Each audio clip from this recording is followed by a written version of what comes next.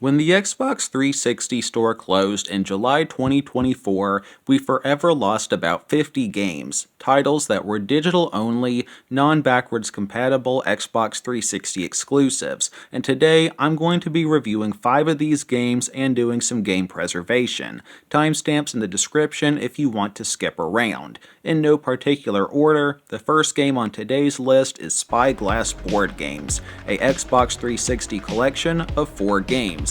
Chess, checkers, Mancala, and some game I'd never heard of called Reversai. This game was $4.99 before the store closure, or the price of one pre-inflation Little Caesars Hot and Ready, and it's a pretty bare-bones collection, but a playable one. You have chess, which, do I really need to introduce it? I don't really have anything to add to it other than you cannot adjust the computer's difficulty, and I'm not great at chess, although I was decent at it years ago, but the computer beat me every time on Spyglass Board Games. The next game is Checkers. Again, do I need to explain it? A game about trying to eliminate all your opponent's pieces. Although I will say this, Spyglass enforced a rule in which if you can take an opponent's piece, you have to make that move. I did not know this was an official rule and have literally never seen anyone enforce it before this, but upon a bit of research, this is a legitimate rule that you're forced to follow, and I did not like it, kinda making me wish there was a house rules option. But congrats to the devs for staying true to checkers, I guess. Next up was Mancala, I hope I said that right, a game about moving pebbles and trying to get as many of your pieces as possible on your end piece here. You have to move pebbles as many spaces as is the amount of pebbles on a space, dropping a pebble on every space as you go. For example, if you have 3 pebbles on a space, you move that stack of pebbles 3 spaces, dropping 1 pebble on every space until you run out, and you get an extra turn if you drop the final pebble on your goalpost, and whoever has the most pebbles on their goalpost at the end of the game wins. That's a rough explanation, but I hope it suffices. The last game was called Reversai, one I had never played before and I struggled the most with it. About all I fully understood was that you're trying to get as many pieces as possible on the board, and this was my least favorite of the 4 board games. That largely sums up this title. I should mention that it does have online multiplayer, with a lot of the achievements being locked behind said online verses. But unsurprisingly, the lobbies are empty, making this game near impossible to 100%. The graphics and soundtrack are nice, but again, it's a pretty bare-bones title, published by Microsoft and developed by Strange Flavor. I give this a 7 out of 10 by my grade scale. Not a huge loss with the store closure, but it's a nice little game nonetheless. The next game on our list is a Connect game of all things, and that is Ping Pong. A real creative name, I know, but it's exactly what it sounds like. Ping Pong, but on an Xbox 360 Connect. Published by Microsoft and developed by Rare, this title was either $1.99 or $2.99 before the store closure. I can't remember. Now, on this particular version of Ping Pong, you must score 11 points to win a game. Or, in a neck-to-neck situation, like both players having 10 points, a game will come down to who can get ahead by 2 points first. Although a lot of times me and friends just played until we were bored in real life, or until someone accidentally stepped on and crushed our ball, which happened at least once. Now, the AI can be really tough or really easy. I can't say I fully understand it. Some games it feels like you're up against the Flash, other times it feels like you're playing against your grandma. Again, I don't fully understand it and there are no difficulty options. I had issues recording audio, but 2 Englishmen narrate the game and add surprisingly entertaining commentary, and the crowd cheering and the short OST are all really good for what this game is, in addition to there being a lot of attention to detail to the crowds in the background, so props there.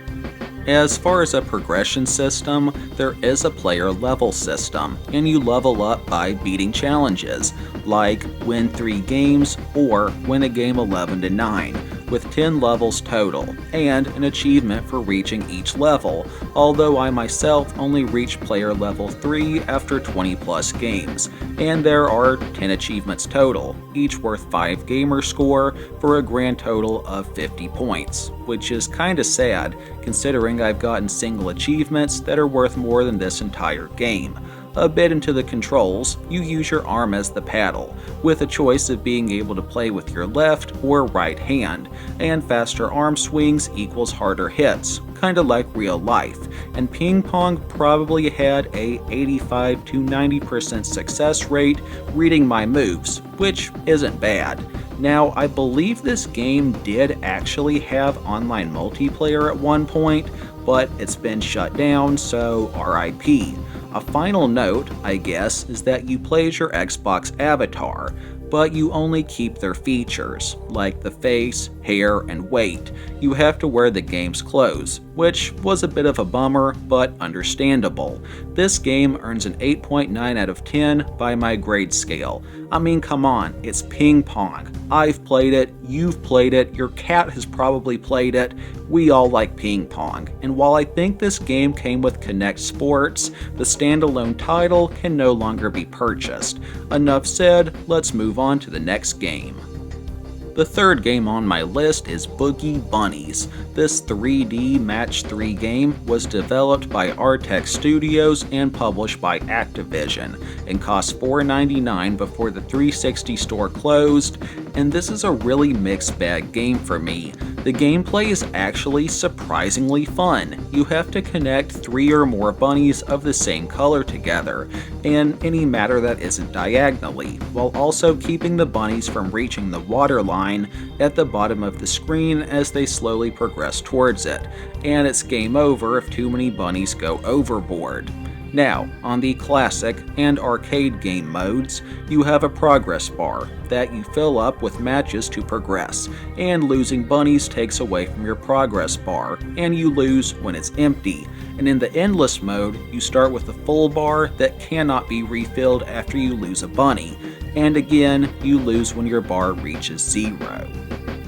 Adding some spice into the game, you have red exploding bunnies, and you create a bunny explosion when you match 3 of these red bunnies. But get this, the bunnies start cheering when you blow them up. These psychopath animals freaking celebrate when you explode them. How on earth did this only receive an E rating? This deserves at least a T, probably an M. Okay, jokes aside, there's another special bunny, which are turquoise, and if you match 3 of them, the bunnies start dancing, and you earn double points while this is active, which is nice, but it's a bit harder to determine where I'm aiming with the bunnies jumping and dancing around, but it never caused any major issues, just the occasional miss, and I overall had fun with this game, except for some back-breaking flaws. For one, the game is heavily reliant on RNG, and what bunny you'll randomly get to hold back the cute hordes, and my game overs were usually from situations where I just kept getting bunnies that I seemingly couldn't use. Say I might need a pink bunny, one of the rare colors, and then I'd get green, red, green again, blue, etc., while desperately needing a pink, until eventually the bunnies reached the lake and met their untimely demise. So strike 1, a heavy reliance on things outside of the player's hand. Another back-breaking flaw is this game has a permadeath system. This freaking Match 3 game has a bloody permadeath system. While I haven't played but a couple games in the Match 3 genre, this is the only one I've seen that makes you restart the entire game if you fail a single level. And I guess I should note that less than 10% of players have finished this game, and I'm sadly not one of them. I did reach about the halfway point of this game once, and I failed due to horrible RNG, and poof, almost 2 hours of progress out the window. Strike 2, this game did not need a permadeath system. But wait, there's more. You cannot bloody save your progress and quit. meaning you have to grind this entire game out in one session. That, or pause it and just leave your Xbox on the pause screen for however long you'll be away. But this is not the kind of game a lot of people will grind out in one sitting. It took me close to 2 hours to reach what I believe was about the halfway mark, and I really just wanted to go play Red Dead Redemption. But I couldn't stop because I didn't want to lose my progress, and then I died and lost it all anyways. Just, what were the devs thinking here? A permadeath system and no way to save your progress? 3 strikes and you're out, Boogie Bunnies. I guess a 4th strike would be that there also isn't a level select option, so every game starts from the very beginning. Just, why? On a positive note, the controls are easy, and the game nailed its cute and cartoonish look, with a surprisingly fun soundtrack, and there's even a story. It's not much, but it does exist. Your group of bunnies wildcarded their way into a massive dance tournament and are trying to work their way towards a win. Again, not much, but a story nonetheless. A final note is that there is a co-op mode, but I had no one to play this with, so no comment there. My final grade for Boogie Bunnies is a 5.9 out of 10. It's fun, but crippled by the permadeath system, and being expected to grind out the entire game in one shot. If it wasn't for that, and it was more akin to, say, Frozen Freefall, with a level selector and the ability to retry a level, I'd give it a higher grade, but with the way things are, 5.9 out of 10, on to the next title. The 4th game on today's list is a remake/reimagining of Battlezone, a classic Atari arcade game originally released in 1980, I believe, and this version of the game was exclusive to the 360, being developed by Stainless Limited and published by Atari. Battlezone is considered by some to be the first first-person shooter, predating Wolfenstein 3D by 12 years, and this reimagining contains both a classic and evolved mode, and I spent most of my time on the evolved mode as I found it easier to shoot and to make out exactly what was going on thanks to the greatly enhanced visuals. While you can adjust the difficulty to your liking, doing things like adding lives or adjusting your reload speed, I'll mainly be discussing this game on the default normal difficulty unless otherwise specified. Alright, I guess I'll give a general rundown of the game for those who aren't familiar. You drive around an arena fighting mostly tanks, but occasionally kamikaze planes of some sort, with a twist being there will only ever be one enemy in the game at a time, and you can use your radar to help locate their exact position. Unlike pretty much any other FPS I've ever played, all enemies are a one-hit, but so are you, so it's balanced I guess, and for what this game is, I'm impressed by the enemy variety, holding 3 different kinds of tanks, with one launching 2 rockets instead of a single, making it a bit harder to dodge shots, one being smaller than the other 2, making it harder to shoot, and then there's just a basic tank, rather slow moving, and it fires a single round. And the kamikaze planes, or drones, are about what they sound like. They bum rush you and blow up.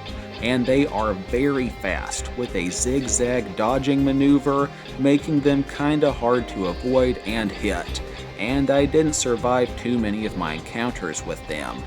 There are also UFOs, or flying saucers, in the levels, which give you extra points, but they're harder to hit than you'd think. Also scattered around the arena is debris, which can be used for cover, or can be annoying roadblocks, which make maneuvering a bit tougher. The controls are super simple. You use the left joystick to move and turn, and the right trigger to fire. That's it really. Keep in mind this is an old arcade game, which pretty much always had simple controls. I mentioned earlier that you can adjust the difficulty to your liking. The game has 3 default difficulties: easy, normal, and hard, followed by a custom mode, where you can mix and match things to your liking, such as adding extra lives or reducing the amount of points required to unlock a new life. But Battlezone on Xbox 360 also has something called Throttle Monkey, where the game runs on maximum speed and difficulty, greatly increasing the game's pace and giving you only 2 lives versus 3 on normal or 5 on easy. I was surprised by how much I enjoyed this game mode, as it was really fun zipping around and trying to quickscope enemy tanks while simultaneously trying to dodge returning shots, but I seldom lasted very long and generally did better on just the normal mode. But even then I wasn't great. I mean, you gotta keep in mind that these old arcade games were designed to suck as many quarters from you as possible, so of course they were designed to be challenging while also being simple. I didn't put a lot of time into this title, as it's just not something I'd play all day, but I overall enjoyed it, and it was either $2.99 or $3.99 before the 360 store closed, and I'm leaning more towards the $2.99 based off memory. The updated graphics look great, and the sound effects are good. There is online multiplayer, but the servers are empty to no one's surprise, which sucks because, yet again, some achievements are locked behind MP, making it impossible to 100% this game on solo. But anyways, I give Battlezone a 8.5 out of 10 by my grade scale. On to the 5th and final game on my list, which is the Dishwasher Dead Samurai.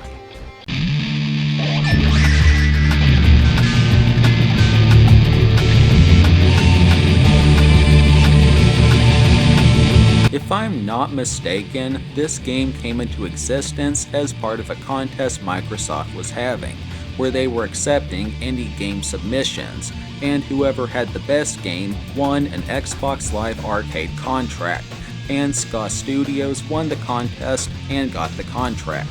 And thus, the Dishwasher Dead Samurai was published by Microsoft with a $9.99 price tag, but I got it on sale for 99 cents before the store closure. This fast-paced 2D hack-and-slash beat-em-up is probably the hardest 360 game I personally have ever played, and about everything I read online agreed that this is a challenging game, and I saw some people comparing it to old Ninja Gaiden titles, which I myself have never touched, but I've heard they're considered to be quite brutal. I put at least 8 hours into this game and simply could not get past the 5th level, not even on the easiest difficulty, largely due to the insanely tough boss. I really don't like trying to review a game I haven't completed, but you gotta draw the line somewhere. And I do appreciate the challenge. It's not dumb, like the aforementioned Boogie Bunnies with a stupid permadeath system, or forcing you to finish the game in one drawn-out session. It's a fun kind of hard, but just not really a game for me. Why is it so hard? I think it's a bunch of things combined, like tough enemies, really tough bosses, no regenerating health bar, mixed with health items being very hard to come by, and for bosses specifically, if one kills you and you used up your health items and or special abilities during the fight, when you go back for round 2, you've lost your items, making a second go round harder than the first. But I do like this game overall, largely for its amazing horror-themed hand-drawn art style and its absolute banger rock and metal soundtrack, which can be downloaded for free on Ska Studios Bandcamp. But I donate $1 to help out a small 2-person indie company, and there are some great songs on here for fans of rock and metal, like The Dish, The Crux, or my personal favorite, Engineer's Theme, which is just an amazing song, and music was even integrated into the gameplay, as there are a couple sections where you can just jam out with the guitar, similar to say Guitar Hero, and guitar picks are needed to upgrade your items, and they're hidden around the very well designed levels, which heavily encourage exploring. Apart from the story mode, there is an arcade mode, which I actually made some decent progress on, and it was fun just destroying enemies in various bloody ways, slashing them open with the swords or going ham with the chainsaw. And this title holds a very strong variety of foes from what I played, with things like zombies, robots, SWAT team members, etc., all of which are very different from each other, in addition to this game having a large weapons arsenal, and you can really feel the passion that was poured into this project. And at one point there were online services, but they're now shut down, and even an entire game mode was lost, something called Dish Challenge. All I can tell you about it is that it required online play and can no longer be accessed. So rest in peace. In conclusion, I'm not a huge fan of this game, but it's very, very well designed, and it laid the groundwork for Charlie Murder, which would come several years later from the same company. And I think I can safely say that's their most successful game, so I can thank Dead Samurai for what it did. I give this title a 7.4 out of 10, but I would definitely understand why someone would give it a higher score. And this game actually did receive a sequel called The Dishwasher Vampire Smiles, which I've put maybe an hour into, and it's currently purchasable on Steam for $9.99, I think. So yeah, 5 forever lost Xbox 360 games that you can no longer acquire through legitimate means. Or in other words, you can't play them legitimately unless you purchase them before the 360 store closed. And while sure, you can probably find emulations for at least a couple of these, that's just not the same as original hardware, you know? It's really sad to see the Xbox 360 store closed, and the new depressing bare-bones dashboard, but at least we have good memories. Anyways, I will likely be doing a part 2, as I bought about 20 of the now forever lost 360 games before the store closed, and this is one of the very few times I will ask someone to not leave a dislike, as this video is largely intended for the purposes of historic preservation, and I want people to be able to learn about these now unobtainable games. Anyways, that's all from me for today. I hope you enjoyed, as this video took a lot of time to make, but I had fun with it, and I'd probably say Battlezone and Ping Pong were my favorites of the titles I covered today. And if I was mistaken, and any of these games are available on other platforms, I apologize. Take it easy, y'all. Thanks for watching. Feel free to watch some of my other vids if that maybe sounds interesting. Or tell me in the comments if you played any of these games and what you thought of them. Always remember that Jesus loves you all very much. Take it easy. Peace.